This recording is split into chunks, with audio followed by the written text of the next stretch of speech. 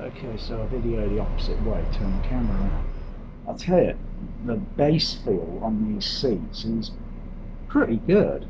I mean, it almost puts my iron cinema seats to shame. But, okay, so I've got a little bit there that's picked up the sound, and I can play this back on the play this back later and look at it on the RTA analyzer and see what the frequency was on the bus, and then I can generate that with a sine wave on the bass shakers that are on the floor, on the seat bucket and on the seat back, and see if I can get a similarity in the frequency, even if I have to use multiple REW. So I've got 3 REWs, one to generate a sine wave that's going to be the same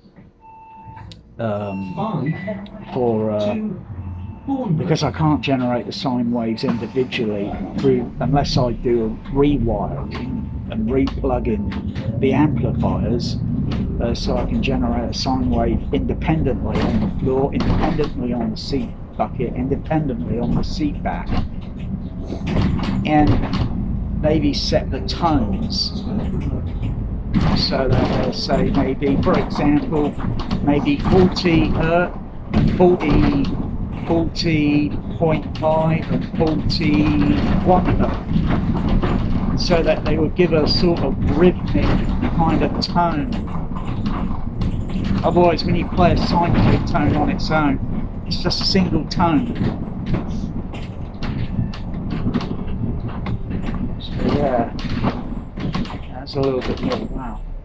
And I noticed some of the seats over that side, the wool, you see it, and it's just stopped, and it was just kind of doing that. It's just shimmering with vibration, mechanical vibration, mechanical frequency vibration. This is what NASA engineers will be testing, and you know, this is what gets me thinking what the Saturn V rocket must have felt like, because it's pushing away,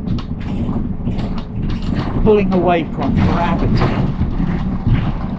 with a ridiculous amount of vibration. What the astronauts say, what they experienced, and I suppose relieved afterwards until it's all over. A bus, I suppose, in the vibration could only take so much unless something really diabolical happened. And yeah, maybe going down a hill, because then you get a different sensation. You're kind of pushing forward when it's going up. You're kind of pushing back slightly because it's got a rev. It's got to push up against. It's got gravity pushing down on it.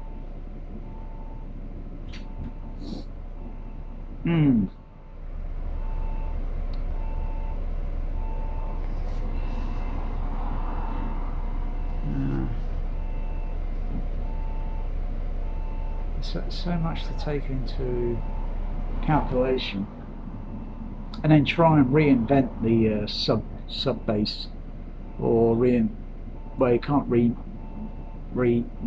the LFE because it hasn't changed, so it's pointless going. But I've got ideas for the bass on all the other channels. I've got some ideas. It's a pity my room is just too small just to do it. But I think in theory and theoretically it would work. It'd just be different. I just like it when they stop the bus engine. I don't know why. You know, bus driver stops the engine and they start them back up again. Oh look, it's a coach. 5, 2, 4.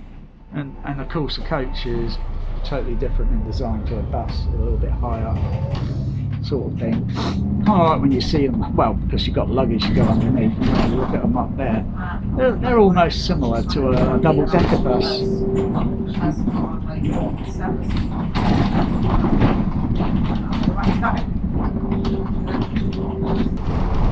Some of the vibration really is. I can feel it on my ears.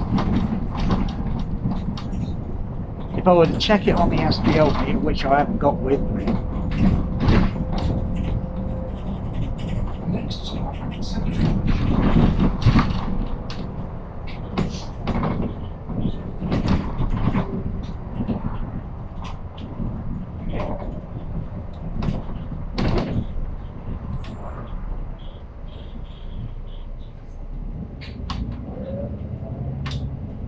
See, I just hear all this movement on the bus that just completely makes Atmos sound like a bloody Toys R Us made with Bose speaker incorporation. It really is embarrassing to listen to Atmos.